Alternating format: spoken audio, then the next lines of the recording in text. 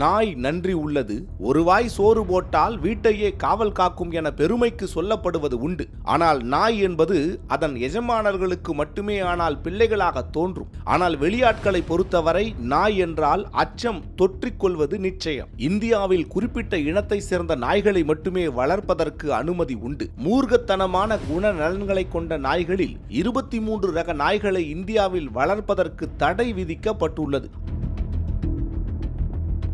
American bulldog, pitbull terrier, rottweiler, mastiff, tornjak, Sarplaninac, தென் ரஷ்ய shepherd நாய், ஜப்பானிய தோசா, அகீதா, மாஸ்டிப்ஸ், டெரியர்ஸ், ரொடீஷியன் டச்பேக், ஓநாய் ரக நாய்கள், கனாரியோ, அக்பாஷ், மாஸ்கோவின் காவலர் நாய், கேன் கோர்சா உள்ளிட்ட 23 வகையான நாய்களை வளர்ப்பதற்கு இந்தியாவில் தடை விதிக்கப்பட்டுள்ளது. ஆனால் தடை செய்யப்பட்ட இவற்றில் ராட்வீலர் ரக நாய்கள் கடித்ததில் 5 வயது சிறுமி படுகாயமடைந்த விவகாரம் தமிழ்நாட்டையே அதிர்ச்சிக்குள்ளாக்கியது. சென்னை 1000 விளக்கு பகுதியில் சென்னை பெருநகர மாநகராட்சி பூங்கா அருகே வசித்து வருபவர்கள் ரகு சோனியா தம்பதி. இவர்களுக்கு சுதக்ஷா என்ற 5 வயது மகள் உண்டு. இந்த நிலையில் மே 6ஆம் தேதி அன்று சோனியா தன் மகளை அழைத்துக் கொண்டு அருகில் உள்ள பூங்காவிற்கு சென்றார். அங்கு ஏற்கனவே புகழேந்திய வரலட்சுமி தம்பதியரின் மகன் வெங்கடேசன் என்பவர் நாய்களுடன் பூங்காவுக்கு வந்திருந்தார். இந்தியாவில் தடை செய்யப்பட்ட இனங்களில் ஒன்றான ராட்வீலர் ரக நாய்களை பூங்காவில் திரிய விட்டவர் செல்போனில் மூழ்கியதாக கூறப்படுகிறது. அப்போது தனியே விளையாடிக் கொண்டிருந்த 5 வயது சிறுமி சுதக்ஷாவை துரத்தி கடித்துள்ளது அந்த 2 நாய்களும். இந்த அலறல் சத்தம் கேட்டு சோனியா ஓடி சென்று பார்க்கும்போது நாய்கள் சிறுமியின் தலையை குதறிக் கொண்டிருந்தன. உடனடியாக சிறுமியை மீட்ட சோனியா சென்னை ராஜீவ்காந்தி அரசு மருத்துவமனையில் அனுமதித்தார். இந்த சம்பவம் தமிழ்நாட்டில் பரபரப்பை ஏற்படுத்தியதை தொடர்ந்து சிறுமி அப்பல்லோ மருத்துவமனைக்கு மாற்றப்பட்டார். இதனிடையே நாய்களின் உரிமையாளரை கைது செய்யுமாறு பலரும் கோரிக்கை விடுத்தனர். அதன்படி நாய்களின் உரிமையாளர் புகழேந்தி மீது 2 பிரிவுகளின் கீழ் வழக்கு பதிவு செய்யப்பட்டு பின்னர் ஜாமீனில் விடுவிக்கப்பட்டார். அதே நேரம் சிறுமியின் உறவினர்கள் தரப்பில் நாய்களின் உரிமையாளர்களையும் அவரது குடும்பத்தாரையும் காவல்துறையினர் காப்பாற்ற முயற்சிப்பதாக குற்றச்சாட்டு வைக்கப்பட்டது.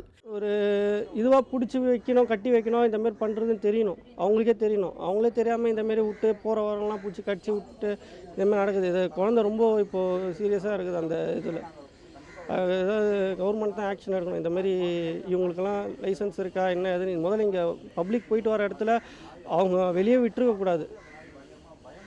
அவருக்கு ஏதாவது இது பண்ணணும். ஏன்னா நம்ம அவர்கிட்ட இன்ஃபார்ம் பண்ணாலுமே அவர் வந்து அதை பெருசாக கேர் பண்ணவும் மாட்டார். இந்த மாதிரி நம்ம இந்த மாதிரி ஆள்லாம் வராங்க கடிச்சா என்ன பண்ணோன்னா அதை ஒரு கேராகவே நோட் பண்ண மாட்டாங்க. அப்படியே ஒரு லேஸாக விட்டு போயிடுவாங்க.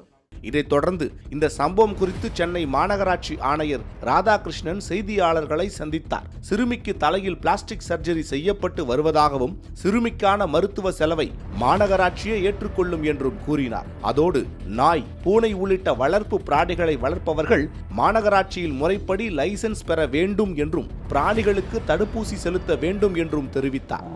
கம்ப்ளீட்டாக அந்த ஸ்கால்ப்பு 10லேருந்து 15 இன்ச்சு ஒரு வட்டம் மாதிரி கம்ப்ளீட்டாக வெளியில் வந்திருக்கு. உடம்புலையும் நிறைய நாய்க்கடிகள் இருக்குது. 2 நாள் பிறகு பிளாஸ்டிக் சர்ஜன்ஸ் மூலமாக அதற்கு தேவையான அறுவை சிகிச்சையும் பண்ணக்கூடிய நிலையில் தான் இந்த தற்போது குழந்தைகள் இருக்குது. தேவையான அனைத்து உதவி இருந்தாலும் மாநகராட்சி சார்பில் அதற்கு செய்து தரப்படும் நிர்வாகத்தை சொல்லியிருக்கோம். அதை லீஷாக வைக்கிறது, அதற்கு தேவையான பாதுகாப்பு, மற்றவருக்கு பாதிப்பு கொடுக்காமல் இந்த மாதிரி ஆக்சிடென்டல் பைட்டிங் எல்லாம் இதெல்லாம் தவிர்ப்பதற்கு அனைத்து முயற்சியும் அவங்க எடுக்கணும். இல்லை என்றால் இப்போ எப்படி காவல்துறை மூலமாக எஃப்ஐஆர் போட்டு நடவடிக்கை எடுக்கிறாங்களோ அதையும் அவங்க அரசு செய்யக்கூடிய கட்டாயம். தடை செய்யப்பட்ட நாய்களை வளர்த்தால் அவர்கள் மீது வழக்கு பாயும் என எச்சரிக்கை விடுத்தவர் சென்னையில் தடை செய்யப்பட்ட நாய்கள் கணக்கிடப்படும் என்றும் தெரிவித்தார்.